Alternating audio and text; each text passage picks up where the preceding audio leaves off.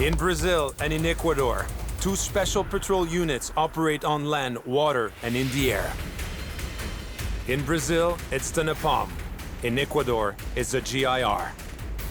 Traffickers of all kinds benefit from waterways to move their merchandise. Difficult to access, riverbanks and coves have always protected smugglers. The only way of stopping them is by boat or helicopter. Drugs, cigarettes, all kinds of contraband. These all-terrain patrol officers are fighting against a tide of traffickers.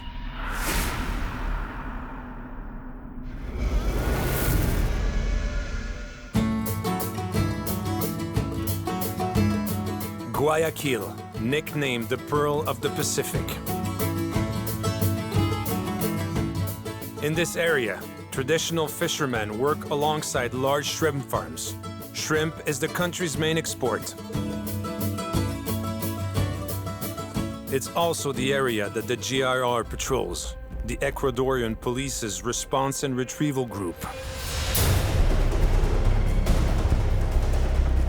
The GIR is an elite unit, trained to deliver results in all circumstances, even on the most dangerous operations. This unit has always been discreet, and it certainly does not get much media attention.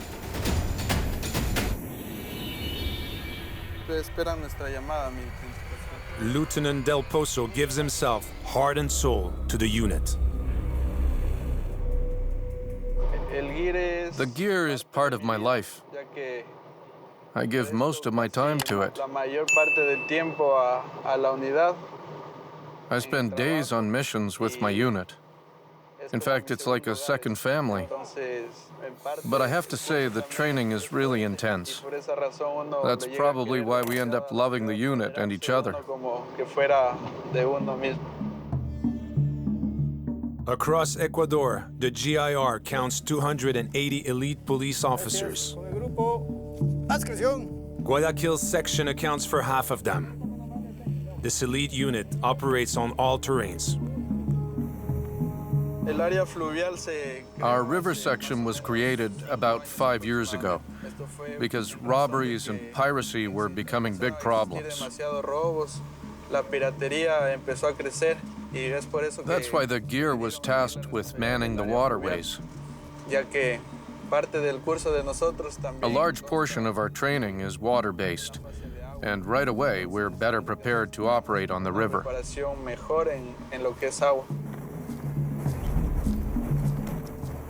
The men in the unit are subject to intense daily training.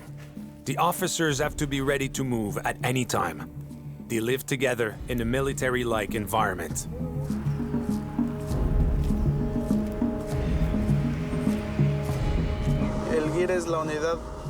The gear is an elite unit. It's our best police unit.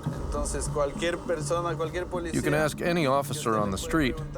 They'll tell you that the gear is the best of the best. Everyone wants to be in it, but not many of us get the chance.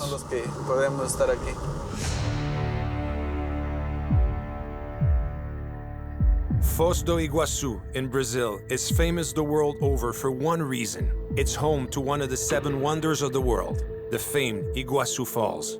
Over 275 falls flow into each other along a 3-kilometer stretch. Millions of tourists come to witness this unique spectacle every year. The city also benefits from tourism, but underneath the rosy surface, it's fighting against contraband-related crimes.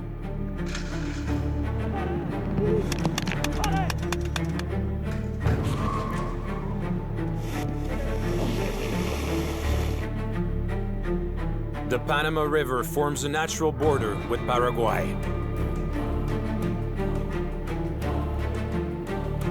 Across the river, Ciudad del Este is a free zone. No taxes, no VAT. On average, goods are 2 times cheaper in Ciudad del Este than in Brazil. So it comes as no surprise that some attempt to discreetly cross the river by boat and bring goods into Brazil to sell. A special unit has been created to stamp out the smuggling, the NEPOM. Special Agent Rodriguez heads the unit.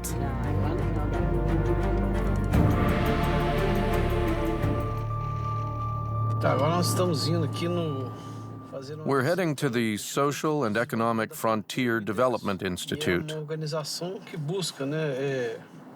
It's an organization that conducts research into crime along the border and the impacts it has on society. Over 15,000 kilometers of Brazil borders 10 different countries. Controlling the influx of contraband is an impossible feat. Brazil loses 115 billion real through smuggling each year. That's 34 billion euros. It's a lot of money. That's the total figure that smuggling represents. To counter this atypical crime, NEPOM has to be operational 24 hours a day, 7 days a week. We're going to patrol an area of the Paraná River on the Foz do Iguaçu territory. It's the border between Brazil and Paraguay.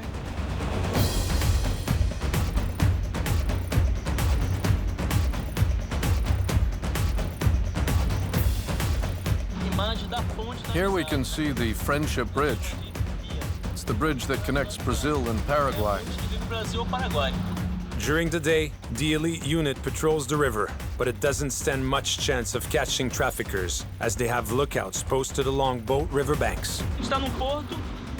Sometimes we arrive at a port and we hear that they've already gone somewhere else because they've been warned. It's organized crime because it's planned. They watch us from the moment we leave our base in the shipyard. As soon as the car leaves the base, they warn everyone. The feds are out.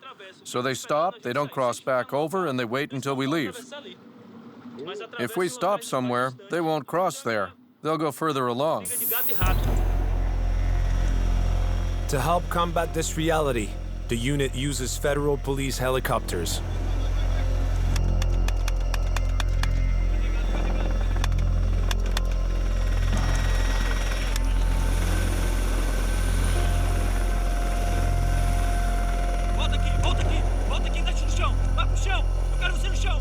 Smugglers are afraid of NEPOM officers. They don't mess around. Once they see them, they surrender immediately.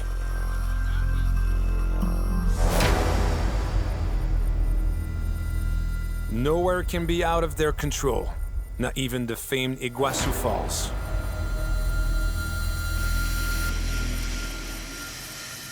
The NEPOM officers' requisition boats usually are reserved for tourists. These are the only boats that can resist the violent currents caused by the waterfalls. Today, their mission is to make their presence known in all the zones around Foz do Iguaçu, even those that are extremely difficult to access. It's a warning for smugglers and traffickers.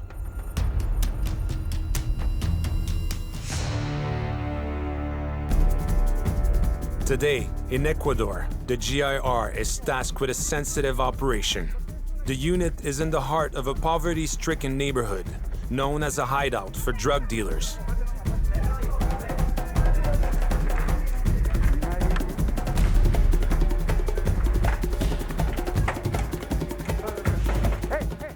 After making a formal identification, the GIR arrests a group of men in the street. These drug traffickers are wanted men and will have to go to court for sentencing. They face between 2 months and 13 years jail time for their trafficking-related crimes. The men in the GIR risk their lives on every mission. To limit the risks, every day at dawn, the officers train in martial arts.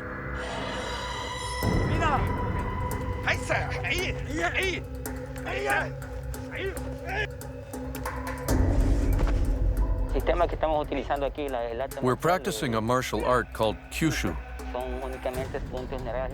We focus on specific pressure points.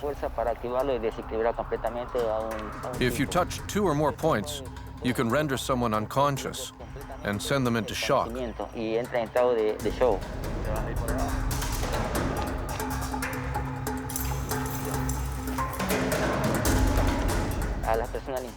We impress the public. We're our police force's last resort. Generally, we don't meet any resistance. People usually give in quite easily. The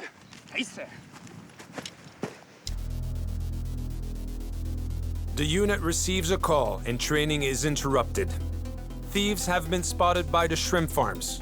Lieutenant Del Pozo has to go to the marina, where the unit's boats are waiting for them.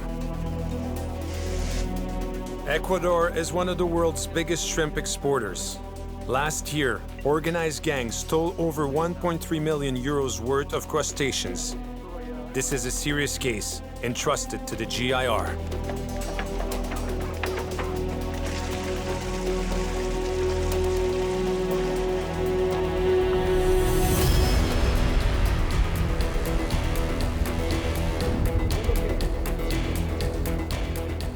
The unit isn't complete, which could lead to serious consequences for the team. On the way, 2 commandos joined the boat by helicopter. It's a particularly thorough op.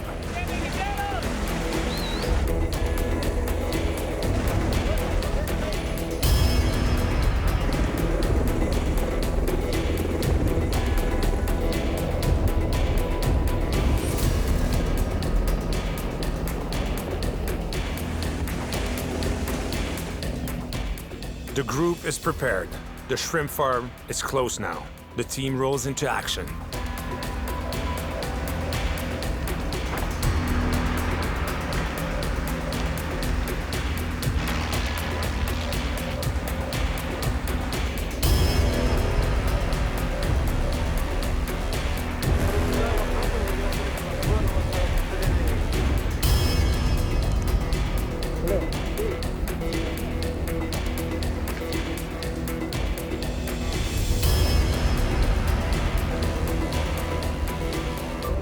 Hello, we're the GEAR, the National Response and Retrieval Group. We have to secure this area. The suspects fled as soon as they spotted the GIR. However, the farm's manager is reassured by their presence. My name is Mario Berneo Saavedra. I'm the manager of the shrimp farm. The farm belongs to Caprimar Marisco and Salinaza Enterprises. Shrimp is one of the main economic resources and sources of income for the country. It's mainly exported.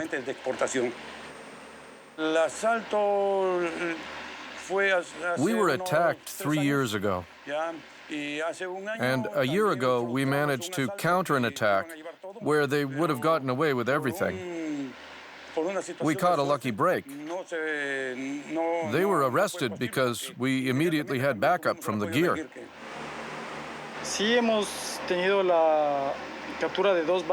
Information from an inside source led us to the arrest of 2 gangs. One of the guards was in cahoots with the gang. We questioned him, and then we caught them. The last time, in September, we caught 11 people, 4 firearms, and we recovered all the goods they were trying to steal. Our work mainly consists of carrying out preventative patrols in the Guayaquil Gulf, in particular to check that the farms are okay. Back at the base, Lieutenant Del Pozo just has time to put on his uniform. The men are on standby. They have to be ready to leave for a mission tonight in the suburbs of Guayaquil. We're going to have to leave on our own. I'll take the camera you gave me. I'll put it on my helmet to film. The men seem calm. It's like routine to them. It's an anti-drug operation.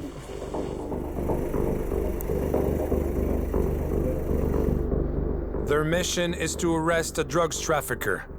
The GIR will strike in the night. With a bit of luck, the wanted man will be sleeping in his home. Lieutenant Del Pozo leads the attack. Open up. We have a warrant, ma'am. Open the door. If you don't open the door, we'll knock it down.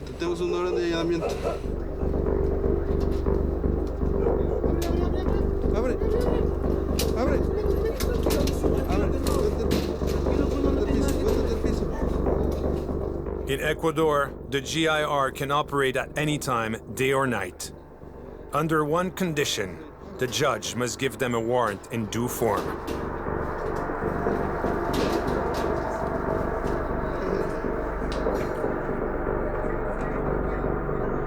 The operation is a success. The man is arrested and brought into custody.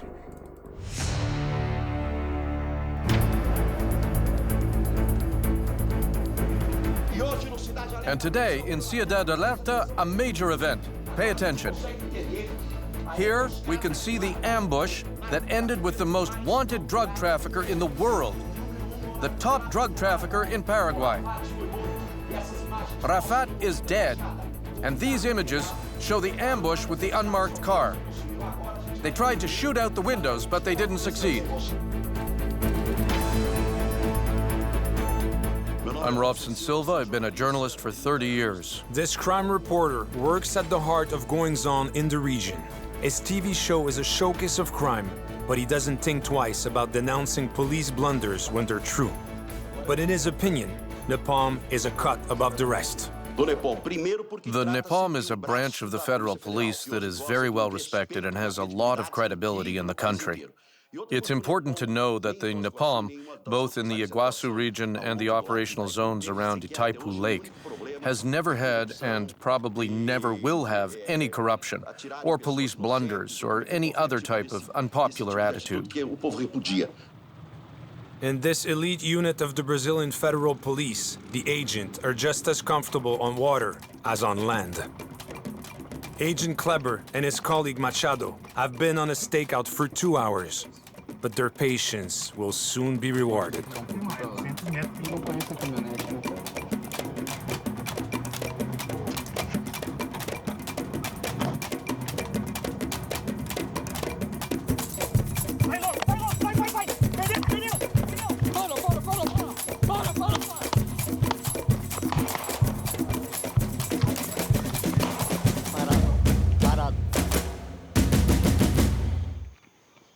The efficiency of NEPOM agent isn't down to luck.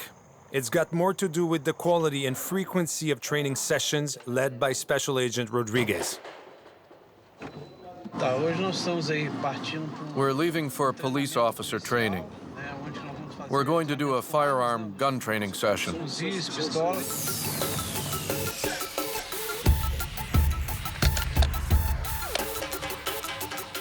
Special Agent Kalori is the group's veteran. He is responsible for getting the men used to handling heavy weaponry. This training session represents the first time the agents have been exposed to this weapon. We're going to show it to them, and then they'll have to fire a few rounds to understand how sensitive the gun is, how precise the shot is.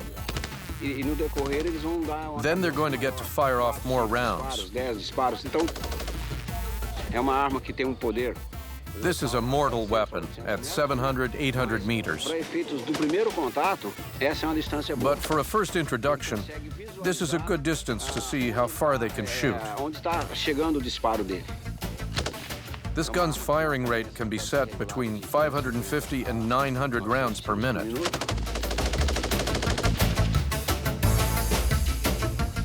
There will be training sessions all morning. After the heavy weaponry training, it's the sniper's turn.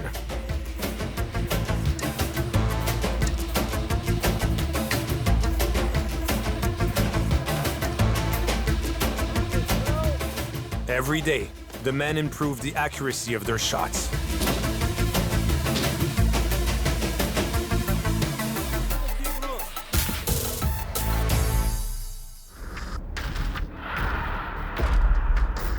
The men in NEPOM quickly switch from simulation to reality. The next day, they are on a stakeout on the riverbank. An informer has given them the location of a likely drugs drop coming in from Paraguay. After hours of waiting, hidden in the vegetation, their patience is rewarded. A boat is moored on a lower level. There's no more room for doubt. They are definitely traffickers.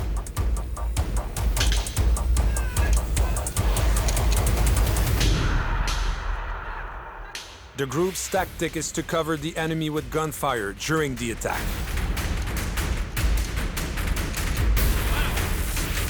The officers don't shoot to cause harm or to kill. They want to take them by surprise and prevent any desire of returning fire. A partial success for the NEPOM unit. The dealers got away, but they left behind several kilos of cannabis.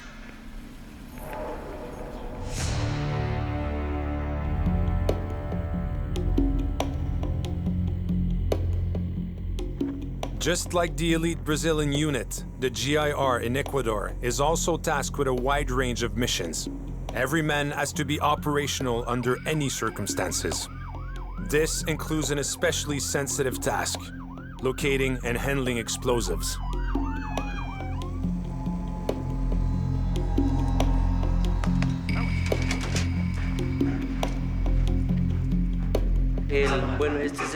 So this is dog training. It's a training process where we teach dogs to detect the scent of explosive substances. The explosive is placed in a box and mixed in with other boxes. The dog then gets into action. The police dog finds the box with the explosive material in it every time. Afterwards, we give them a treat, something they really love, the ball. In fact, we use their primary instincts, playing, hunting, and capturing prey. The dogs find that in the movement of the ball.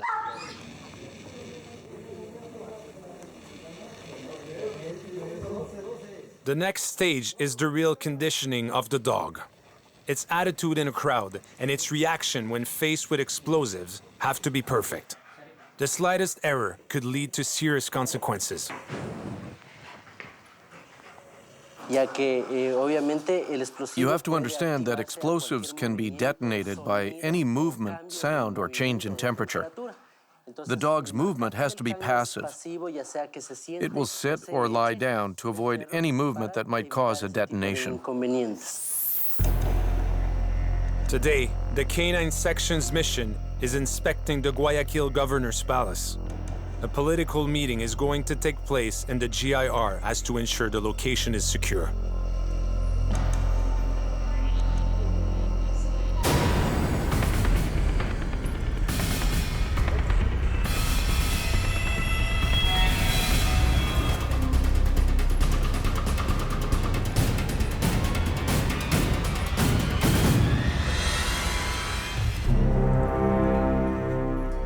According to the Canines unit's reactions, the offices are declared clean.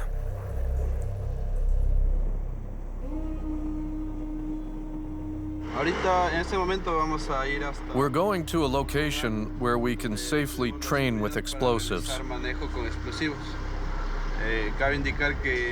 I have to point out that the gear is the only unit allowed to use, handle, transport, and destroy explosives within the National Police Force.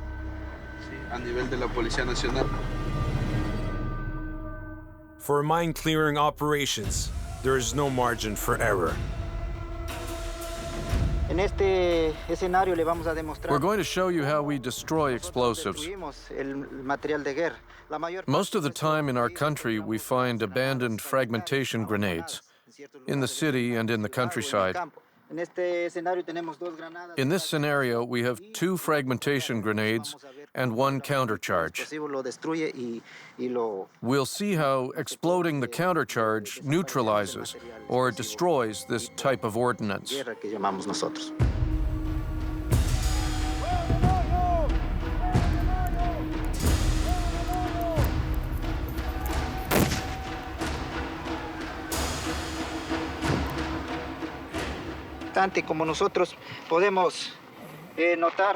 As you can see, everything has been destroyed, but you can still see the fragments in the tire. We can see fragments embedded in the tire. You can imagine what effect this would have on a human body. If all those fragments were to hit a human being, it would be fatal. The section leader is responsible for teaching the men about different types of explosives, particularly those used by terrorist groups. The second charge for the second demonstration will be 250 grams of pentalite. We're going to detonate it using a remote.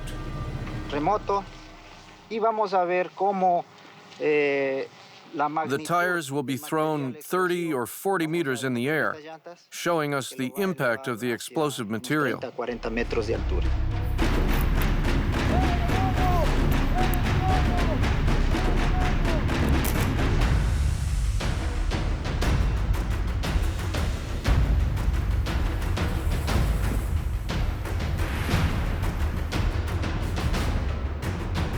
The GIR of Guayaquil is prepared to act on all terrains. Whether in the city or on the river, this unit can face all situations, even the most explosive.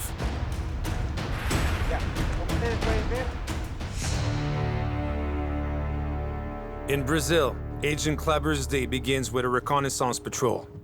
The aim? Finding clandestine ports used by traffickers. Often, there are nothing more than little dirt tracks leading into the forest. You need to have a good eye to spot them. This is a well-known port used for contraband. It's been a problem for a long time. We call it the Navy Port because there's a Brazilian Navy building just behind there. It's got nothing to do with the smuggling, but it works as a hideout for us. The track leads to a favela that used to be controlled by a man called Dentau, Big Tooth.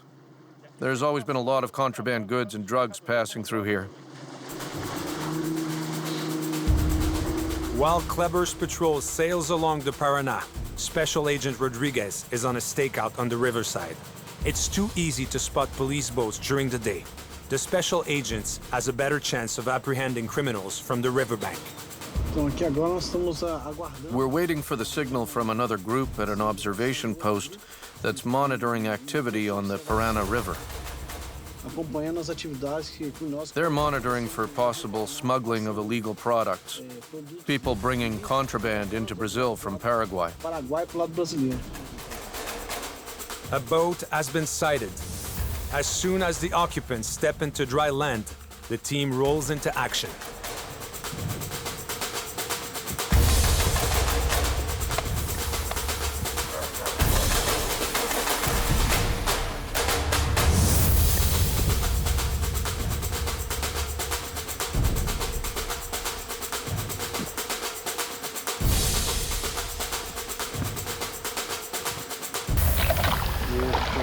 Come here, please.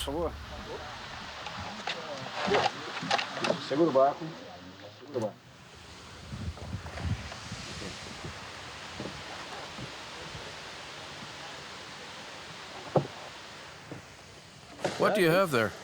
Water and meat. Your documents, please. Do you own the boat? You know that you can't cross here. But I'm just taking a passenger. You can't cross the river here. Where do you live? There, I sell newspapers.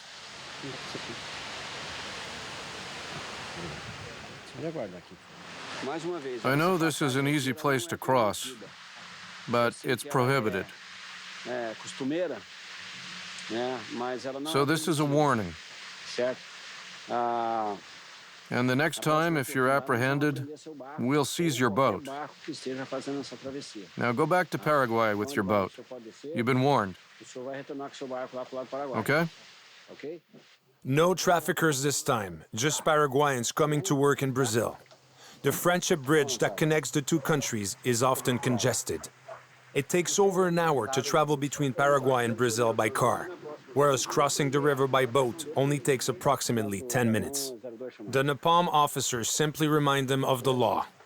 This type of violation occurs so frequently that arresting everyone would be a waste of time. They're only interested in smugglers. And there's no lack of them in Foz do Iguaçu. Back at the station, Special Agent Calori has to log evidence seized the day before. Mr. Paco Rabanne. Yeah, Paco Rabanne. Aqui é mídia pra carro. And this is a multimedia device for cars. You set it on the dashboard. It's for all types of vehicles. There's a 100% difference in price between Paraguay and Brazil. In Brazil, it's worth twice as much. This seizure is worth approximately 13,000 euros. A small catch in the big scheme of things. Special Agent Kilori has to take the vehicle to the Federal Revenue Agency, where all seizures are stored.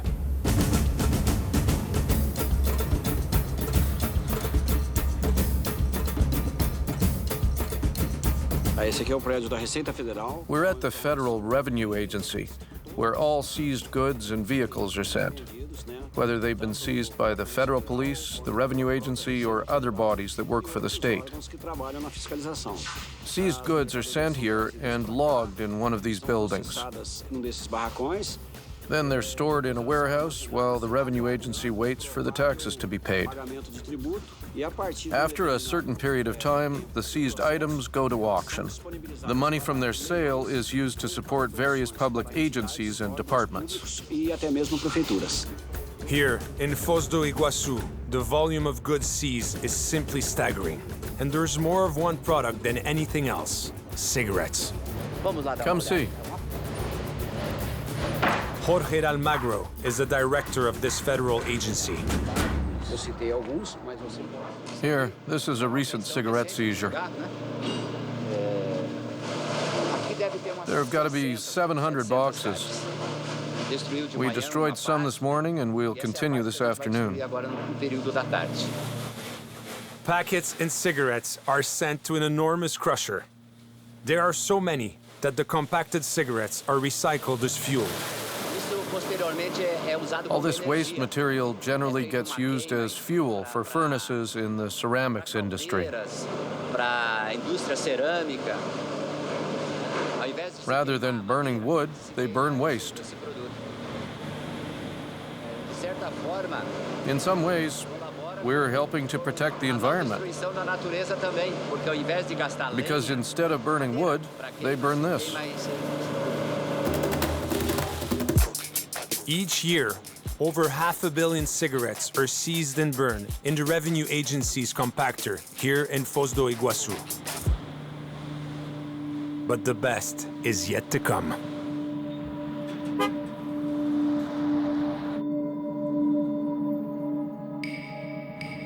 In huge fields, seized vehicles are rotting with the passage of time. There's no way to know just how many there are.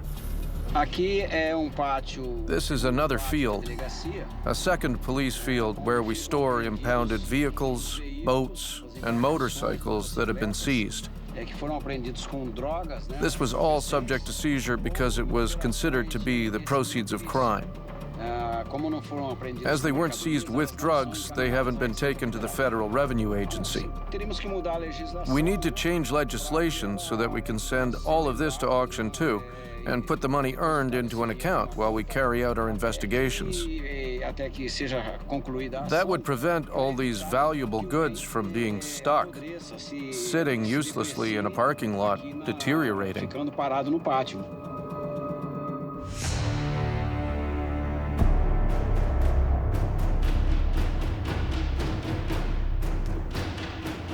In Guayaquil, the GIR agents are on high alert.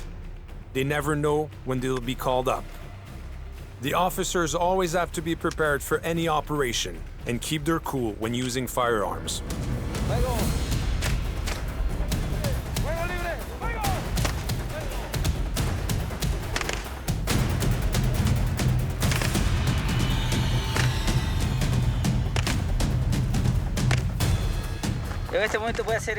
Now I'm going to increase stress levels.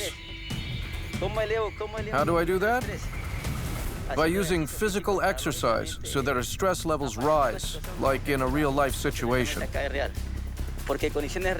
Under real circumstances, we go through physiological changes, physical, psychological, and neuropsychological changes. In these moments, it's easy to lose control. We can lose movement, our motor ability, especially during confrontations. Physical exercise with all our equipment enables us to better prepare for situations we might face in real life.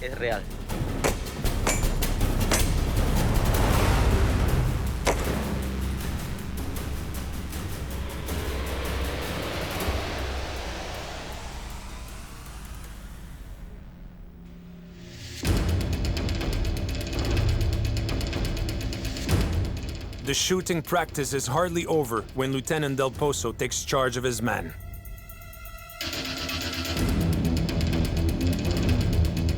The exercise is simple. Enter a building and neutralize a criminal. The GIR undertakes this type of training 3 times a week in addition to real operations. The team has to be able to coordinate without a hitch.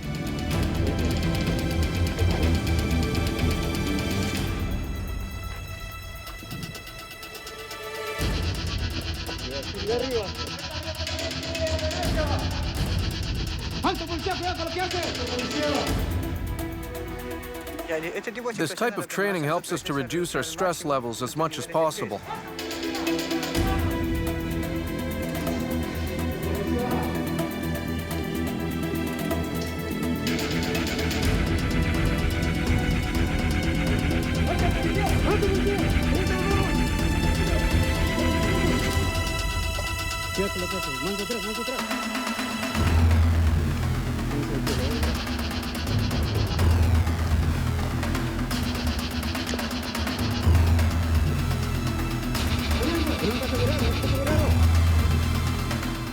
In this type of exercise, we're fighting what we call stress, fear, pressure, the feelings we're faced with in real-life situations. It improves our confidence for tactical ops. The men won't have to wait long before putting this exercise into practice. The same night, there's an operation in Guayaquil's slums. The GIR has many informers in these areas. One of them has formerly identified a wanted man. The suspect has gone to his home for the night. Lieutenant Del Pozo leads the operation. The GIR has to quickly take control of the location and apprehend the suspect. The unit lives up to its reputation, and once again, a dealer will be brought to justice.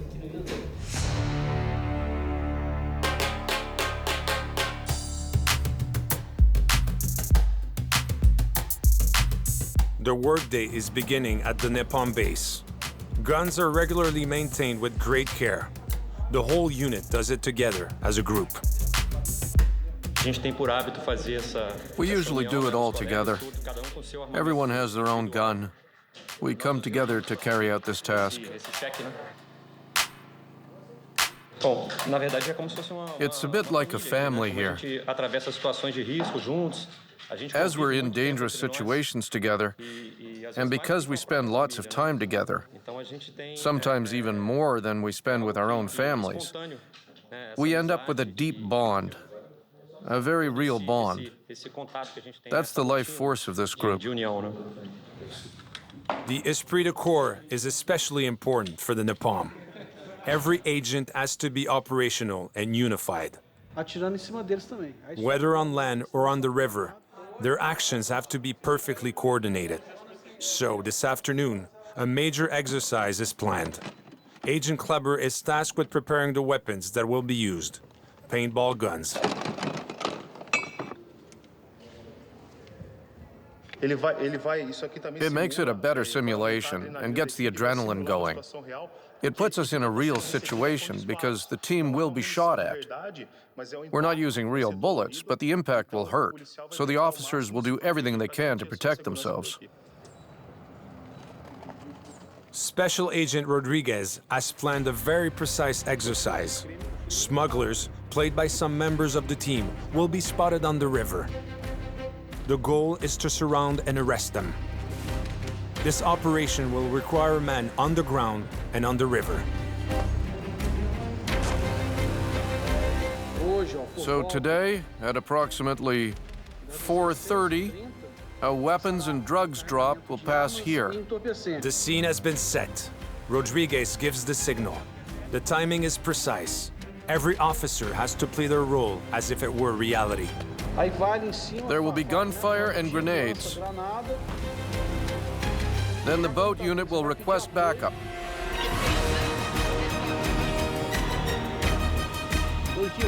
The other team in the car will come down to the riverbank following the first confrontation. The bandits will be facing us.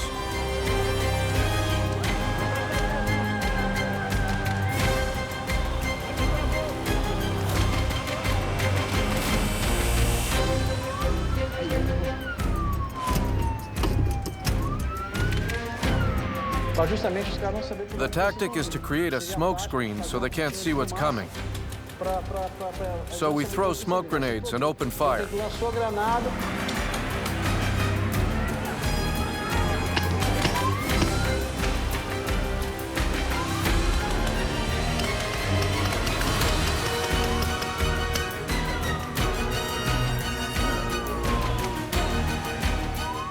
Surrounded by the officers' fire, the false criminals have no choice. They surrender.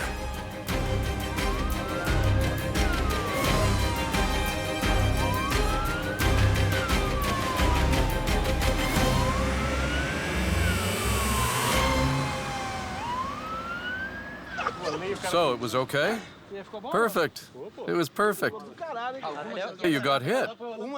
Yeah, I got hit on the arm. Fiction soon turns into reality. There will be a nighttime operation. The NEPOM officers are ready. They just have to wait for nightfall.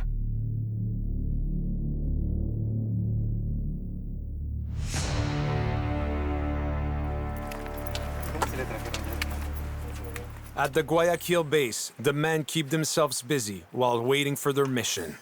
The GIR recently acquired some new equipment, a virtual shooting stand. The men are in their uniforms, standing in front of a screen that puts them in contact with real situations. This weapon is very real. It has a loader. It's the same sensation you get with a real gun. It weighs the same. It's made of the same material. The Glock pistol replicas the officers are carrying shoot a laser and react just like a real gun. This is a very beneficial device. The officers can train more frequently, and it's less expensive. In fact, we save money using this. And we have to be careful about our budget. A box of ammunition costs around $150. On the other hand, batteries don't cost very much.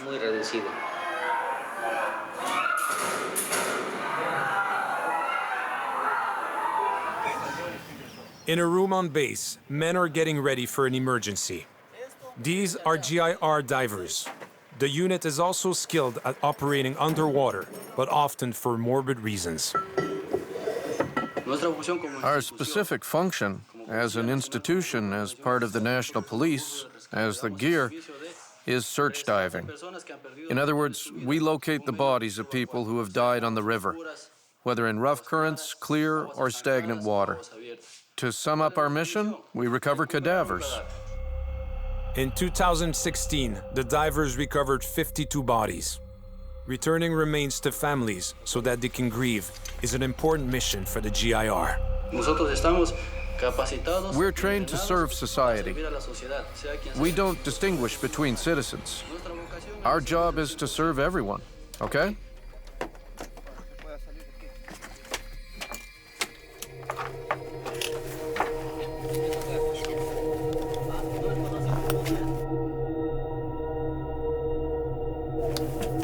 Vamos a irnos para atrás, ¿no? Cuando listos.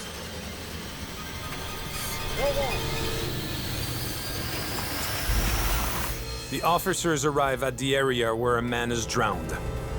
Underwater, there is zero visibility.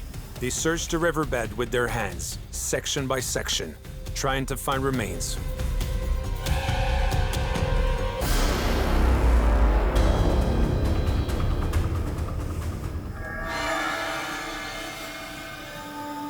They come back up, ends in the air. But it doesn't mean they have found anything. It's for our own safety that we always surface with our hand in the air, okay? Because if we're going to lose something, we'd much rather it be our hand than our head. The unit came out in vain. They won't find a body this time. The rhythm of their training and almost daily operations is intense, but it doesn't affect the GIR officers. We're gonna shout out our motto all together. Come. Please, comrades. Hands in. One hand. We're the first. We're the best. We're the officers against the guerrillas. All our lives, until death! Until when? All our lives! All our lives! Until the end! Until the end! Listo, retirarse. Night has fallen over Foz do Iguaçu. The NEPOM base is preparing for the nocturnal operation. Agent Kleber and Special Agent Rodriguez are ironing out the final details. The operation will be carried out on land and on the river.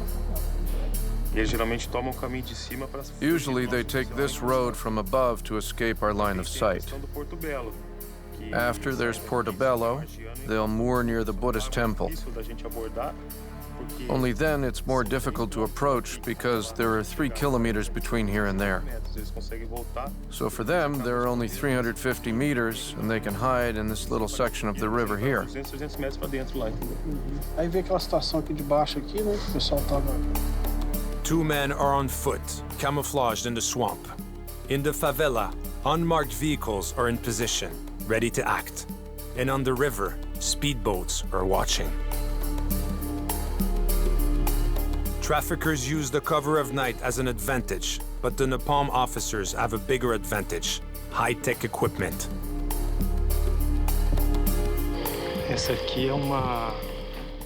These are thermal binoculars. They pick up body temperature from 3 or 4 kilometers away. This night vision headgear strengthens light so that we can sail at night. It can detect the shape of a boat from 3 or 4 kilometers. At 2 kilometers, you can tell if it's an animal or human on the edge of the forest. You can tell if it's a person with something in their hands, a gun or something else.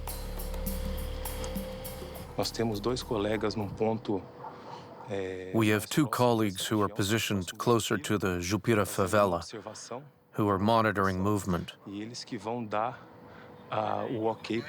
They'll give us the green light to approach. If we're successful, we'll seize the goods. It's almost time to act. The NEPOM officers, hidden on the riverbank, have discovered a weapons cache. This is proof that they're on the same track the traffickers plan on using. They position themselves close by. The information is transmitted to the mobile patrol. The NEPOM officers decide to approach. The suspects are quickly apprehended in the favela. They would have stored and sold the goods. For the time being, the officers have to make sure they cannot communicate with the rest of the gang arriving from Paraguay by boat. A boat is spotted on the river. It's the traffickers. The patrol officers make their presence known. The aim: scare and push the criminals towards the officers waiting for them on the riverbank.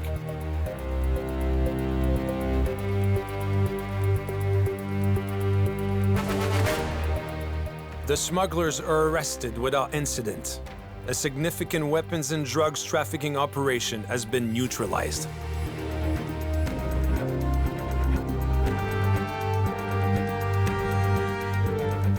NEPOM's success isn't a fluke. The group is limited to the elite.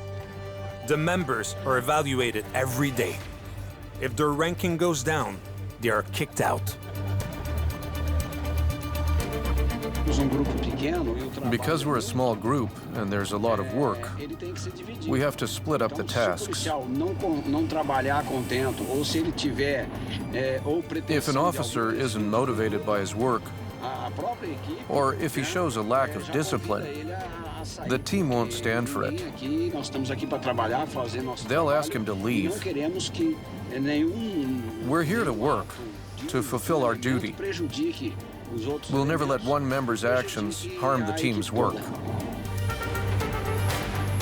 Brazil and Ecuador's elite patrol officers are just as operational on land as they are on water.